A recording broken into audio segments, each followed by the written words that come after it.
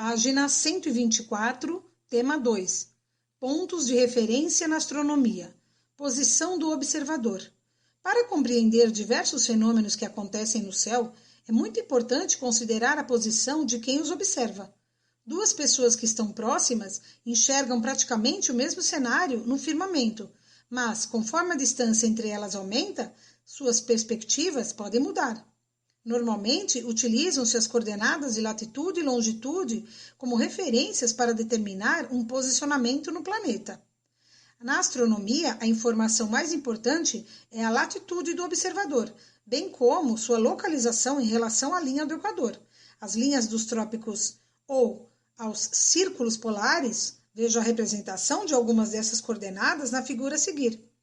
Para dois observadores distantes entre si explicarem um ao outro a posição de determinado astro, é necessário que eles definam essa posição em relação a duas coordenadas, o horizonte e o zenite.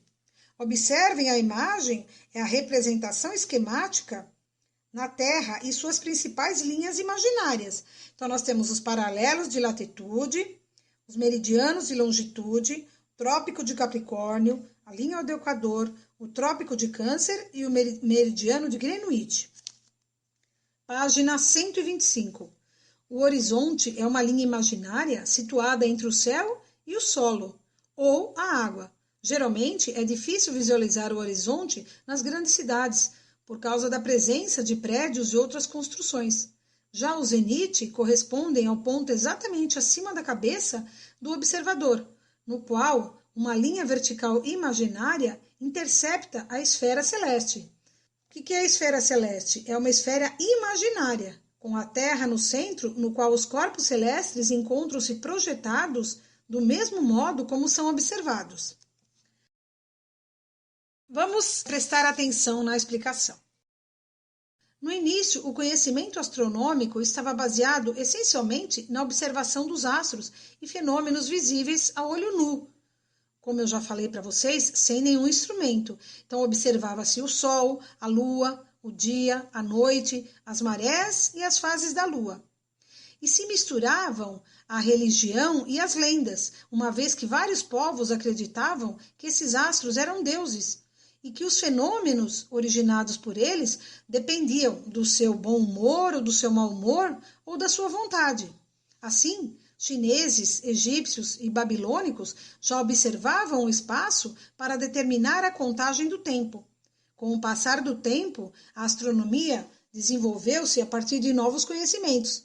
Vamos utilizar as coordenadas latitude e longitude para determinar nossa posição no planeta.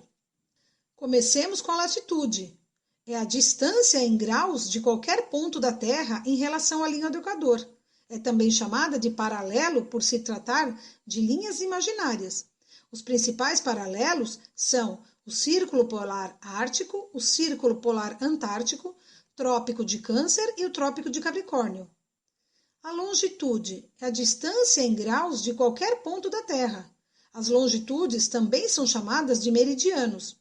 Zenite é definido como ponto exatamente acima de um lugar específico. O termo zenite também pode ser usado para definir o ponto mais alto no céu, por onde um objeto celeste passa em sua trajetória. Existe também a zenite solar, que é quando o Sol está diretamente acima das árvores. Isso geralmente acontece ao meio-dia. O zenite do Sol sobre a Terra ocorre apenas 2 vezes ao ano e somente entre o Trópico de Câncer e o Trópico de Capricórnio. Para dois observadores distantes, também é importante definir o horizonte. O horizonte é a linha aparente ao longo do qual, em lugares abertos e planos, observamos que o céu parece tocar a terra ou o mar. Atenção! As atividades para a nota dessa aula serão feitas online.